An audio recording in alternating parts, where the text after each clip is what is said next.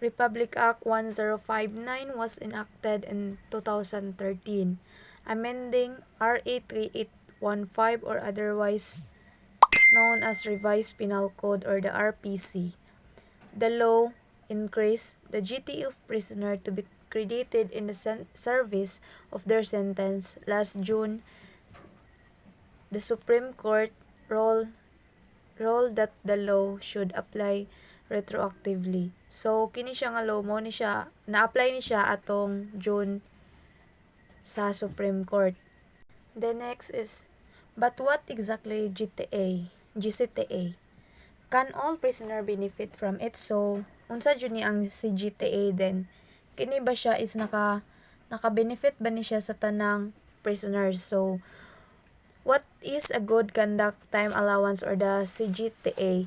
So good conduct time allowance or CGTA is the sentence reduction provision afforded to prisoner who showed good behavior. So kini siya is kanang gi-give lang ni siya sa prisoner sa kanang naay maayong gipakitang behavior, like kanang nagbinutan siya sa sulod sa prisonerhan, mao ang mga prisoner nga maka-benefit ani katong naay gibuhat ay kanang like wala nagpabadlong sa prisuhan, kanang naa siya gibuhat nga maayo sa while napa siya sa prisuhan.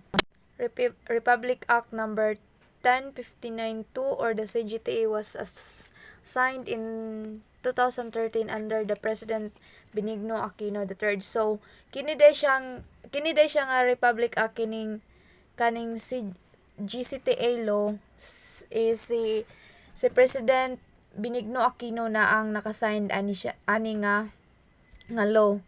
Siya na ang naka-approve ani nga law.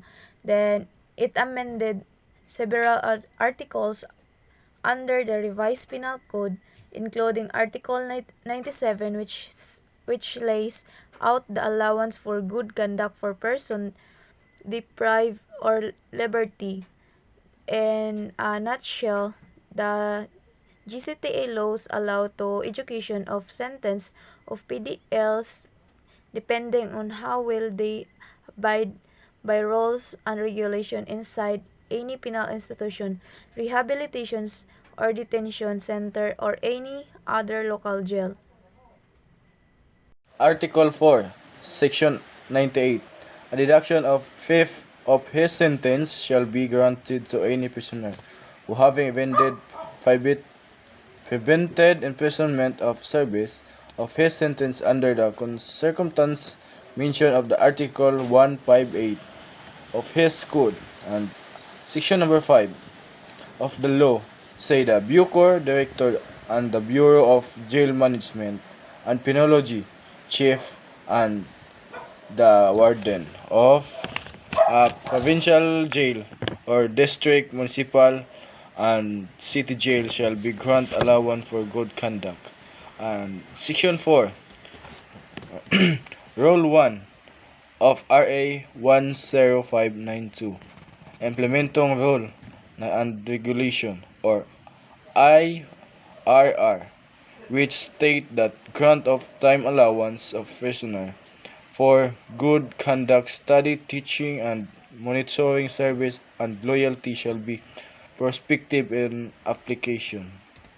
And mostly the High Court that the law should be applied, and meaning those detained or convicted before RA 10592 was passed should also be covered by and therefore potentially benefit for him and law. The GCTA law initially was planned to prospectively cover convict inmates. In 2014, however, several National Beloved Prison or NBP inmates questioned this provision before the SC. Top human rights lawyer, including Rain Sagisag and other forms of Free Legal Assistance Group or FLAG, intervened in support of petition. Inmates who display good behavior and no record of breach of discipline or violation of prison rules and regulation may be eligible for GCTA according to the Bacor Operation Manual as cited in the SC decision. Under RA 7659 or the Death Penalty Act, heinous crimes are grievous, odious, and hateful offences which by reason of their inherent or manifest weakness, viciousness, atrocity, and perversity are repugnant and outrageous to common standard and norms of decency and morality in a just, civilized, and orderly society. The Death Penalty Act, which was repealed in 2006, classified murder and rape as heinous crime that may be punishable by death.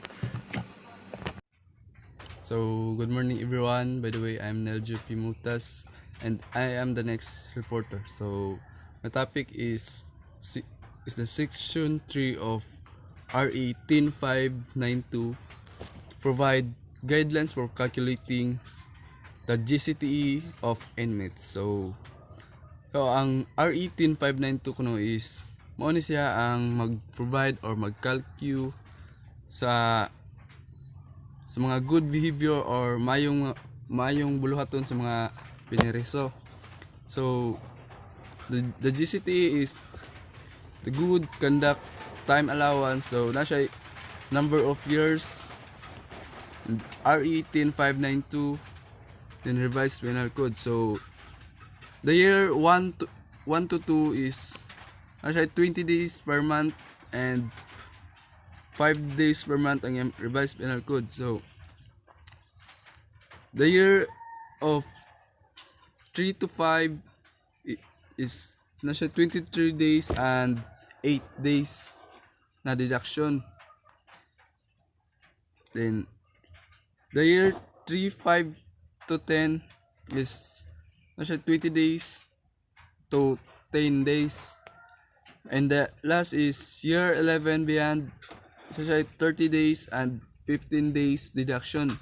So for the first 2 years of imprisonment for each month of good behavior, 20 days will be deducted from the total sentence. So for the first 2 years of imprisonment kuno is if na kay good behavior is 20 days, well 20 days ang ma-deduct sa imong sentensya.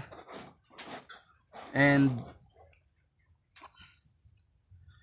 if a convict behave well each month, so for 80 days or roughly 1 year and 3 months will be deducted from his prison term.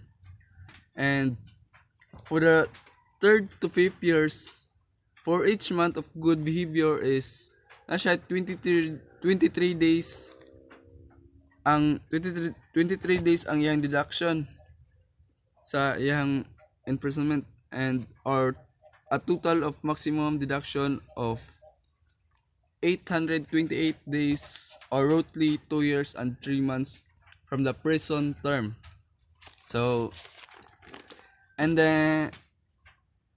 for the 6 to 10 years ang iya pong deduction is 25 days for each month of good behavior, or a total deduction of roughly 1,800 days or roughly 4 years and 1 month from the prison term. And for the 11th and successive years, a month of good behavior, so it is equals 30 days deduction. It is means that a prison serving 20 years for was behaved every month. So from his 11 to 25 years will get a prison term deduction of 14 years and 7 months. So 14 years and 7 months iyan deduction if mag watch a good behavior sa this one. And in additional in addition, an inmates shall get 15 days additional reduction for each month of study, teaching, or mentoring service. What can affect a PDL possible early release? So kaning PDL, muna sila nga mga person deprived of liberty. So muna sila nga ng pinagkaitan ng kalayaan ba. So misdemeanors can make a break a PDL chance of early release based on the GCTE law. So the GCTE law is kaning GCTE is meaning niya is a good conduct time allowance. Mao ni siya katong mga kanang pagbabawas sa mga asistensya ng mga bilanggo na nagpapakita ng mabuting pag-uugali. So, according to the Uniform Manual on Time Allowance and Services sentence released by the DOJ in 2017, the basis of disqualification from GCTE benefits is violation of any following rules. So, mo ni siya ng matanggal ka sa GCTE nga benefits kung ma-violate sa ilang rules. So, mo niya sa mga rules niya. So, number 1 is unauthorized selling or battering with a fellow PDL of items not classified as contraband. 2 is unauthorized rendering of personal service to fellow PDL. 3. Littering or failing to maintain cleanliness and order lines in quarters and or surroundings. 4. Making frivolous or groundless complaints. 5. Taking the cudgels for reporting complaints on behalf of other PDL. So, kung ano sila kabok, kaning nga rules is tama ni siya, taga na siya, basta 20 plus na siya. So 6 is the late in information during PDL head count without justifiable reason. 7. Willful waste of food. 8. Failure to report for work without sufficient justification. 9 is failure to render assistance to an injured personnel or fellow PDL. So 10 is failure to assist in putting out fires inside the prison. 11. Behaving improperly or acting boisterously during religious, social, and other group functions. So 13 is malingering or pretending to be sick to escape work assignment. 14. Spreading rumors or malicious intrigues to besmirch the honor of any person. 15. Failure to stand at attention and give due respect when confronted by or reporting to any person of authority. 16 is forcing fellow PDL to render personal service for her or him and or to others. 17. Exchanging uniforms or wearing clothes other than those issued for the purpose of circumventing jail rules. 18 is littering or being an unauthorized place. 19 is unauthorized use of communication equipment. 20. Writing, defacing, or drawing on walls, floors, or any furniture or equipment. 21. Withholding information which may be inimical or prejudicial or to prison security. 22. Possession of lewd or pornographic literature, photographs, and sexual items. 23. Absence from cell, brigade, place of work during head count or at any time without justifiable reason. 24. Failure to turn over any implements article issued after work data. 25. Making untruthful statements or lies in any official communications, transaction, or investigations. 26 is keeping or concealing keys or locks of places in the presence which are off limits to PDLs. 27. Giving gifts, selling, or bartering with any presence authority. 28. Keeping an authorized amount of money, jewelry, cellular phones, or other communication devices and items classified as contraband under the rules. 29. Tattooing others or allowing him, her, to be tattooed on any part of the body or keeping paraphernalia to be used in tattooing. 30. For, forcibly taking or extorting money from fellow PDL or visitors. 31. Punishing or inflicting injury or any harm upon him, herself, or other PDL. 32. Receiving, keeping, taking, or drinking liquor and prohibited drugs and smoking. 33. Making, improvising, or keeping any kind of deadly weapon. 34. Concealing or withholding information on plans of escapes. Unruly 35. Unruly conduct and flagrant disregard or discipline and instruction. 36. Escaping, attempting, or planning to escape from the institutions or from any guard. 37. Helping, aiding, or abetting others to escape. 38. Fighting, causing any disturbance or participating therein and or agitating to cause such disturbance or riot. 39. Indecent, immoral, or lascivious act. 40. With a willful disobedience to a lawful order issued by any present authority. 41. Assaulting any present personnel. 42. Damaging any government property or equipment. 43.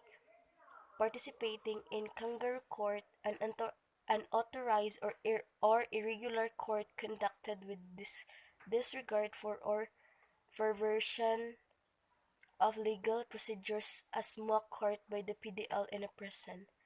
44. Failing to inform the authorities concerned with afflicted with any communicable disease such as tuberculosis, sexual transmitted diseases, or etc. Lastly, 45. Engaging in gambling or any game of chance.